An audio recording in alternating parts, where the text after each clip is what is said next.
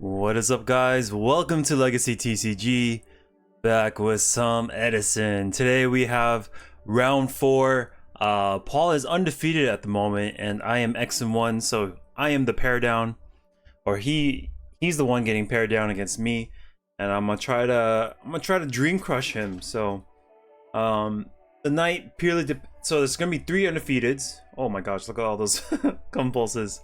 There's gonna be 3 undefeateds. If Paul wins here, he faces the guy who wins between the other 2 defeateds. If he loses here, the night ends. We ended at like 4 rounds, but if he wins, it goes to 5 rounds. So everyone's night depends on this match essentially. So we're gonna take 13, break that back row. It is a dark bribe. We've seen that in the past couple of games. Obviously, this is all the same night. So, yeah, he's been messing with that card. It's been decent. You know, playing Blackwings, there's a lot of power inherently. So, giving an opponent an extra card is not too huge of a deal. So we're gonna take 21 here. He's putting a lot of pressure on us. And then this is gonna let him build something bigger.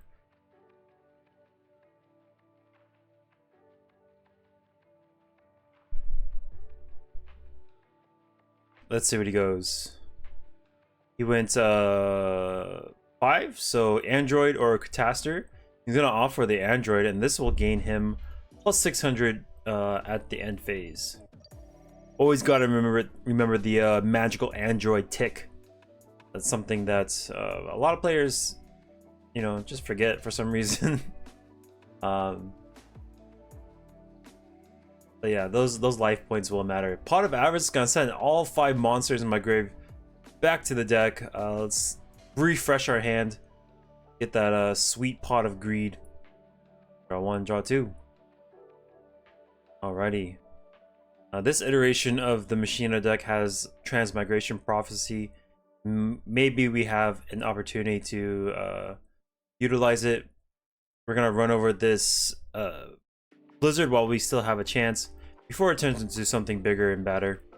So what is that? 1200? We set 4 back row as well. That's a lot of juice.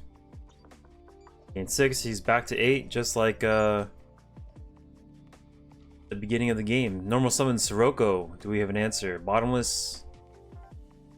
Nope, nothing. He's just gonna. Whoa, that that Sirocco is really dark. He's gonna pitch his Pollute, so we're gonna take 700, but he'll take 25 on the backswing. This game is not looking too good for him. He does have a Vayu synchro capabilities in the grave, so maybe he can pair it with, say, another Blizzard. He can start making plays with that. But yeah, oh, we do have the Transmigration Prophecy, so if he does decide to make a move, we can pitch things back to kind of take control. We're gonna swing for 25. Keep working with what we got. It's been working so far. If it ain't broken, don't fix it. He's gonna activate. I will Transmigration Prophecy the at least the Vayu, and then we're gonna take a look at the grave as well, to make sure we're safe from a Dark Arm. So it goes 1, 2, 3, 4, 5 darks. If I go just the Vayu, it'll be 4 darks. So we're gonna do target Vayu, target Pot of Avarice. Because if he's at 5 darks and he banishes for Vayu, he goes to 3 darks. That turns a Dark Arm Dragon live. We don't want that. We gotta find a way to stop that from happening. I'm assuming that's what's going on. Whatever is face down, I'm thinking it's a Solemn Judgment to protect those pieces, but he's gonna let it go back. We send the Pot of Avarice and the Vayu. This iteration of Machina just plays 2 Pot of Avarice, but with the Transmigration Prophecy, kind of lets me play with an additional one if I do mill, like, you know, all of our pot of averages, which is nice. We're gonna swing in. Oh, it's just a Flute. Interesting. Okay, Flute. We take 700 here, and we'll pop the Sirocco on that backswing. Here's Gear Frame. Gear Frame, get Machine of Force. Okay, Solemn Judgment. Gonna say no. 16. Yeah, you might as well. Otherwise, like, unless you have Mirror Force to stop the Machine of Force from coming down, and you might as well stop the piece that's letting me do that. Bottomless is gonna activate. Ooh, Dark Bribe. I see. He was thinking about dark bribing the Transmigration Prophecy. I see. All right, Hamster. Let's go. Special Raiko. Sack for Caius, and then we're gonna target the monster. Yes, burn for 1,000.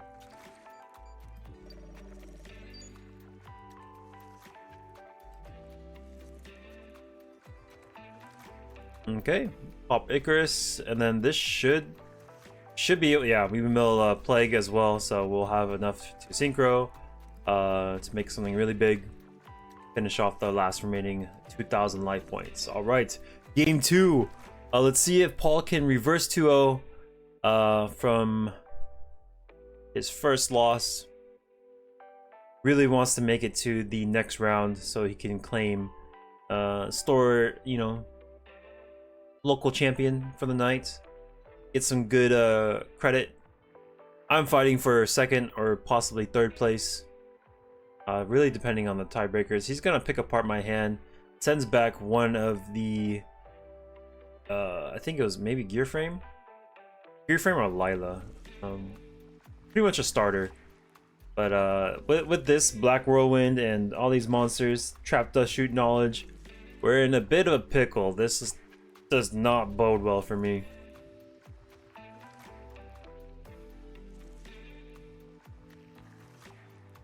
Okay, Special Gale. He's gonna do as much damage as possible under the Black Whirlwind. He knows I have Lightning Vortex in hand, so he's gonna peck while the pecking's good. Alright, we go low to high. 13, 14,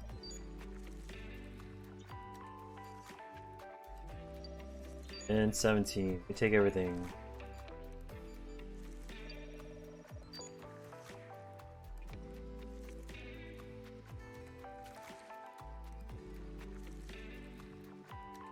Alrighty. Maybe he just leaves all those birds up, plays with Icarus or something, is what I'm anticipating.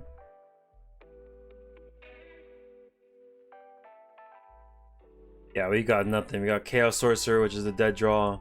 We've got, I think, Machina, Force.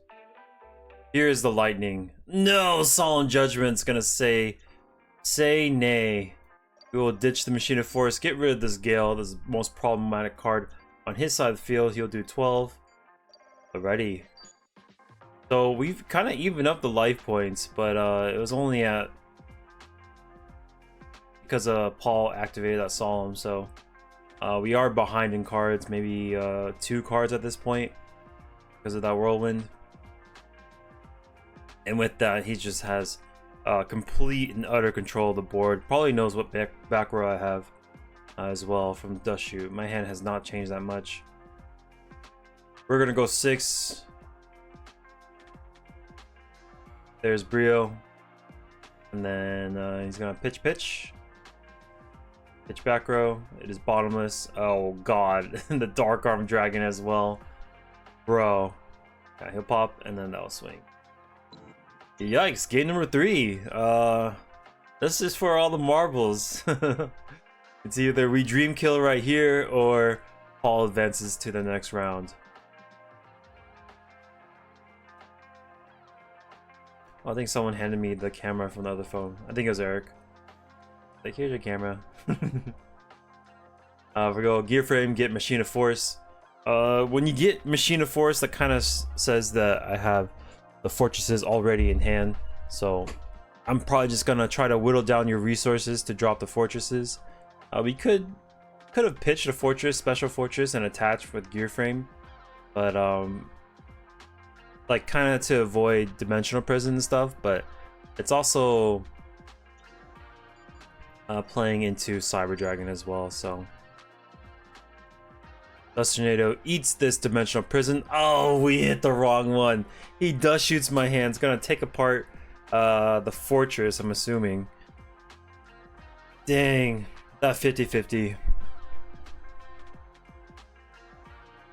Most unfortunate. We're gonna ditch the special since our piece is gone.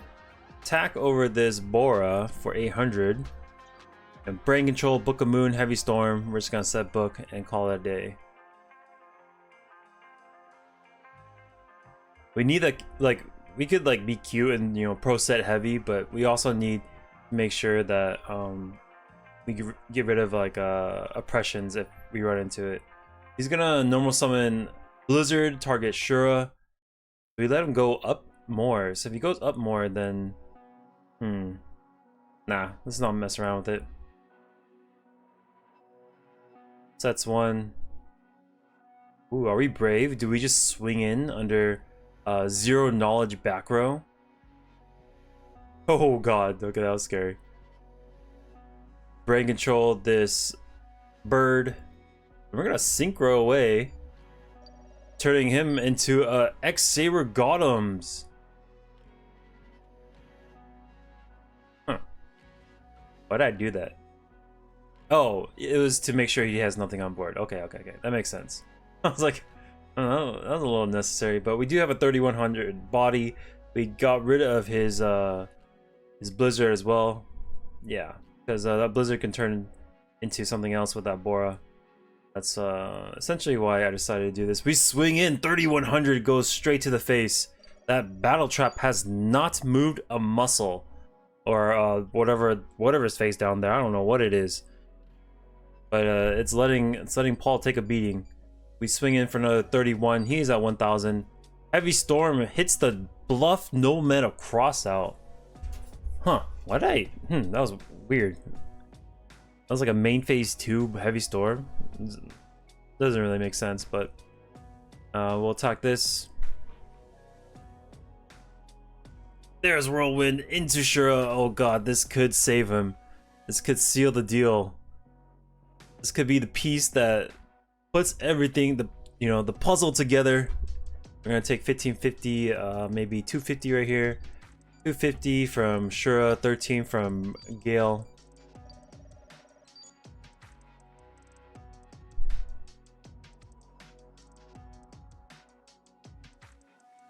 I think that's correct. 3950. Oh, okay, yeah. He was choosing his target. Okay, cool. 3150 is what we end up with. All right, what do we got? He's gonna gain 600 with Android, so we're not so close to lethal. We've got Caius, Pot of Avarice, 1, 2, 3, 4. We need one more for Pot. All right, discard special. DD Crow, mess with this grave. We'll get rid of Vayu. And we're gonna Pot of Avarice for an answer to this board. I really wish I had that Heavy Storm. That was a foolish heavy. Main phase 2 heavy was so weird.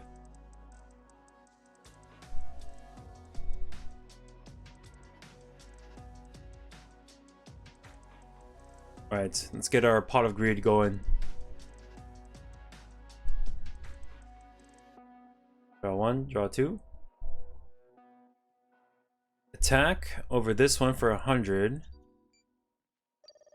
And then banish the Gale. Could have just attacked over the Gale. Done 12. Oh, it was a pro set heavy. Okay. And then the True Nade was his last card. So yeah, I kind of gave him an opportunity to come back into the game. If that True Nade was a say a Blizzard, that I could have just lost right there. So right here we go attack. If we do the math correctly, so we go to plus 12, no,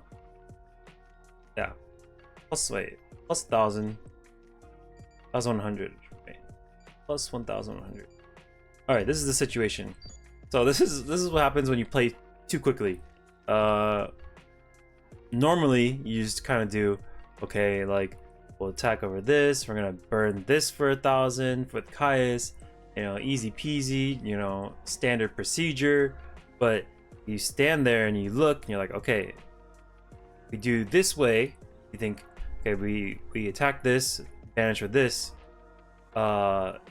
This is the result. But you gotta slow down and be like, okay, what if we do attack this and then banish this? No. We attack this, right? That's 12. He puts him to 4, sack for Caius, and then since this thing has not moved a muscle since forever, we sack for Caius, target Caius himself, banish. The only way that that play does not work is if this card is bottomless. But that thing hasn't moved since X-Saber Gotham's was on the field. So those are things you need to do when you're playing. Is like you can look for clues. Actually, no, that's not when Gotham's on the field. This is a recent set. Let's see.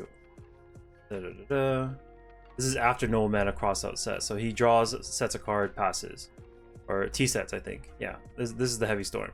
So Gotham's attacks, right? This is check 1, not Mirror Force, not Deep Prison, right? Otherwise he would just straight up use it, right? I guess. So we go past here. And then this is check number 2, or check number 3 actually.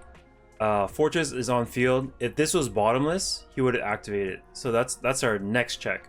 And since it passed the bottomless test, then the Caius play was proper. We attack Gale, sack for Caius. Caius burns or targets himself, and then banishes himself for 1,000 damage. Right?